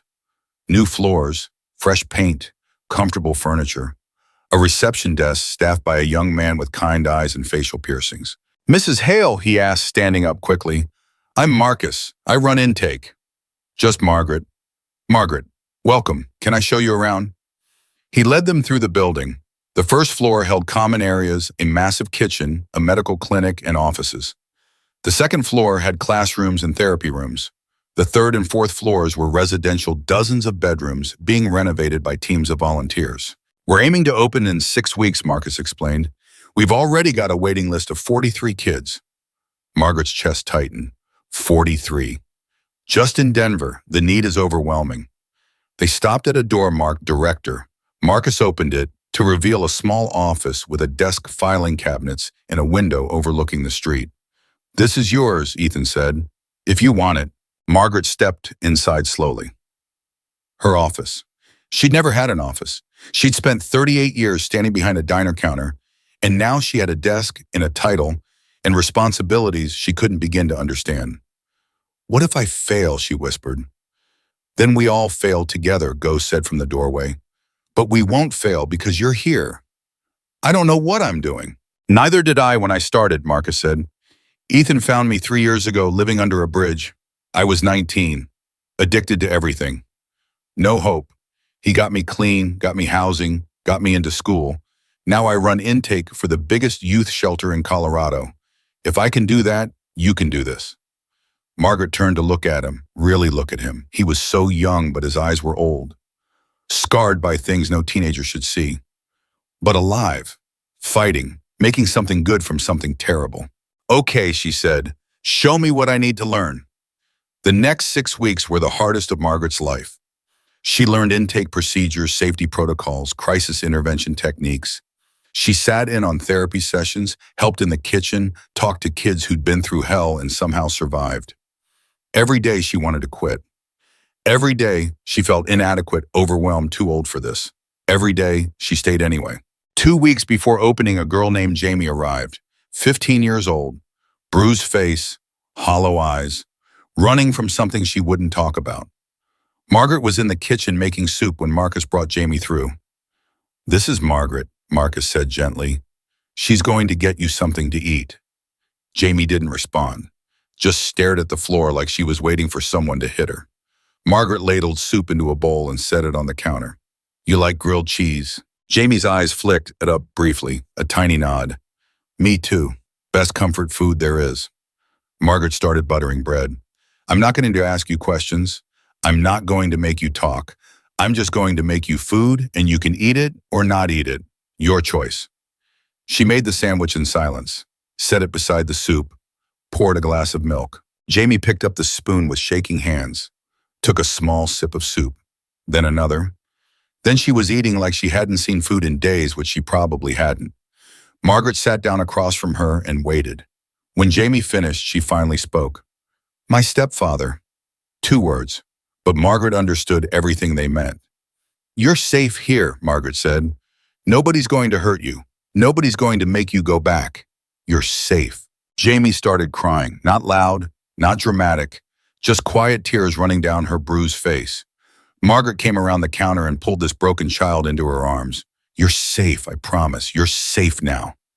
She felt Jamie's thin shoulders shaking, felt the weight of trauma and terror this girl carried. And she thought about Ethan at 16, about how one moment of kindness had saved him, about how maybe, just maybe, this moment would save Jamie too. Later that night, Margaret found Ethan in his office, reviewing applications. I met Jamie today, she said. Yeah, bad situation. We're working with the police, but it's complicated. She's so young. They're all young, too young for what they've been through. Ethan looked up at her. You okay? I don't know. I feel like I'm drowning and swimming at the same time. That's the job. You never quite catch your breath, but you keep swimming. Margaret sat down heavily. How do you do it? How do you see these kids every day and not break? Who says I don't break? Ethan's smile was sad. I break all the time. I just put myself back together and keep going. I'm not sure I'm strong enough for this. You are. You did it for me 28 years ago. You're doing it for Jamie now.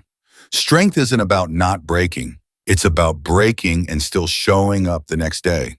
The Margaret Hale house opened on a cold December morning. The mayor of Denver came to cut the ribbon. News crews filmed the ceremony. Speeches were made about second chances and community support and hope. Margaret stood in the background watching. This was Ethan's moment, his accomplishment. She was just along for the ride. But then Ethan called her up to the podium. None of this exists without Margaret Hale, he said to the crowd. She saved my life 28 years ago. She showed me that one person's kindness can change everything. And now she's here to make sure we never forget that lesson. The crowd applauded.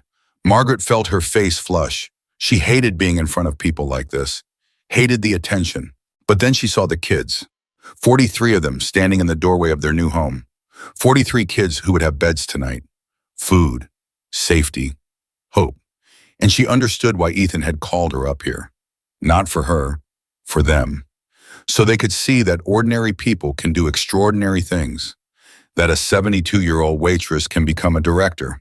That change is possible at any age. Thank you all for coming, Margaret said into the microphone.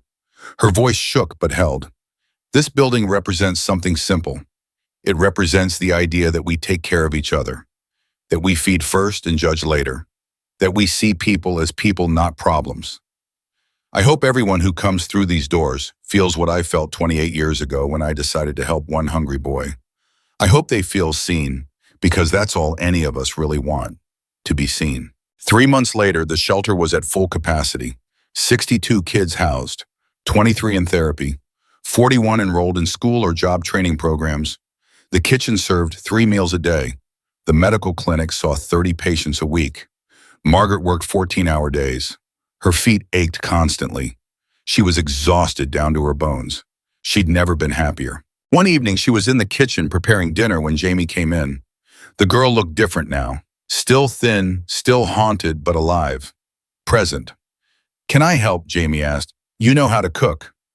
My mom taught me, before she died. Margaret handed her a knife. Start chopping those vegetables. They worked in comfortable silence. Margaret had learned that Jamie didn't like too many questions, didn't like pressure to talk. She just needed space to exist and slowly heal. I got accepted to high school, Jamie said suddenly. Margaret's hands stilled on the cutting board. That's wonderful. I'm scared. Of what? Of everything, of people knowing where I came from, of failing, of succeeding, all of it. That's normal. Being scared means you care. It means you're trying. Jamie kept chopping. Did you ever think about giving up when things got hard? Margaret thought about her husband's death, her son's deployment, the decades of loneliness and grief. Every day, for years, every single day. What made you keep going? Honestly, I don't know. Stubbornness maybe, or maybe just the hope that someday things would get better. Did they? Margaret looked around the kitchen. At this girl who was slowly coming back to life, at the shelter full of kids finding their way forward, at the life she'd built from one simple act of kindness decades ago. Yeah, she said, they really did. 6 months after opening, Margaret got a phone call from her son. He was stateside between deployments and wanted to visit. I saw the news coverage, he said, about what you're doing. Mom, I had no idea. It just kind of happened. I'm proud of you. Margaret's throat tightened. When was the last time someone had said that to her? When was the last time she'd felt proud of herself? Come visit, she said. Meet Ethan. See what we've built. He came the following week. Margaret watched her son walk through the shelter, talking to kids, asking questions, his military bearing gradually softening as he understood what this place meant. You remember when I was deployed in 2008? He asked later over coffee. Of course. You were in Afghanistan. There was a family in the village near our base. They had nothing, literally nothing. But every time we came through, the mother would offer us tea. She'd give us the only food she had. I asked our translator why, and he said, because you're far from home, and hospitality matters more than poverty. Margaret listened quietly. I never forgot that, her son continued. This woman who had nothing giving everything to strangers.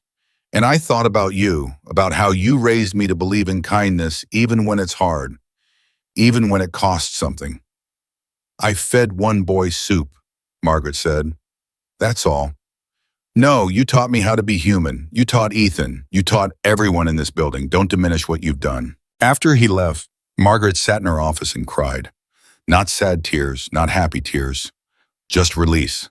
The weight of decades falling away. A year after opening, they'd housed 147 kids. 32 had graduated high school. 18 had found permanent housing.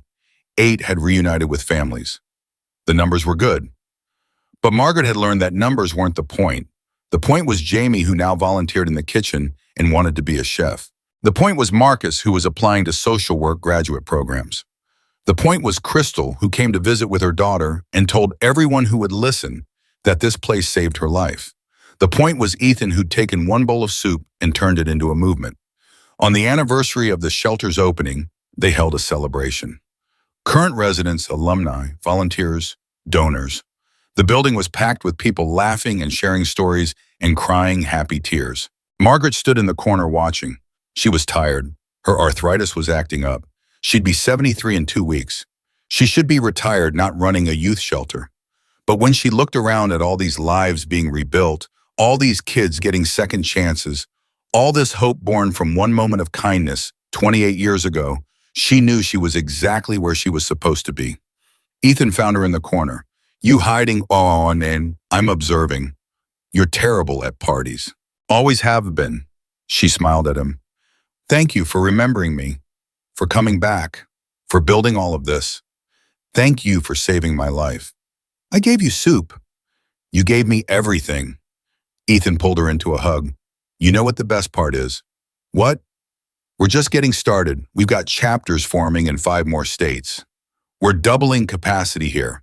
We're creating a model that works, and it all traces back to you. Margaret pulled away to look at him. To us. We did this together. Yeah, we did. Ghost appeared with the cake candles blazing. Everyone started singing. Margaret stood there feeling overwhelmed and grateful and more alive than she'd ever felt in her small, quiet diner life. This was better. This was what life was supposed to be. Not safe, not comfortable, but meaningful, full, real. Later that night, after everyone had gone home, Margaret walked through the empty building.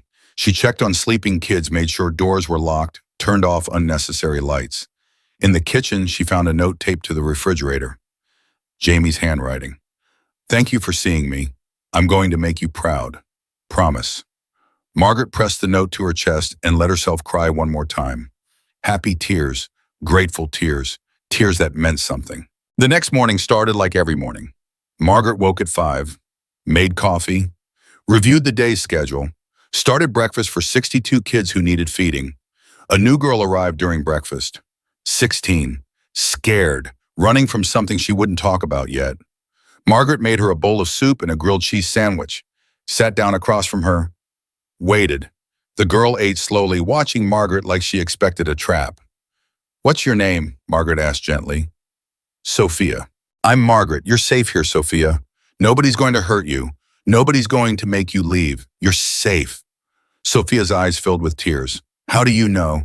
Because someone told me that once, and then I told someone else, and they told someone else, and it just keeps spreading. Kindness multiplies. You're safe here. She watched Sophia start to believe it, watched the fear slowly drain from her young face, watched hope begin to take root. And Margaret understood finally what her life had been for. Not the diner, not the decades of routine and grief, but these moments, these kids, this multiplication of kindness that started with one bowl of soup in a snowstorm and grew into something bigger than she'd ever imagined. Ethan appeared in the doorway. We got 5 new applications this morning. 5. The word is spreading. People are hearing about what we do. Margaret looked at Sophia, who was finishing her soup, at Jamie in the corner, helping another new kid feel welcome, at Marcus at the front desk, greeting someone with kindness learned from his own broken past. Then we'd better make more soup, Margaret said, because that's what you do. You feed people.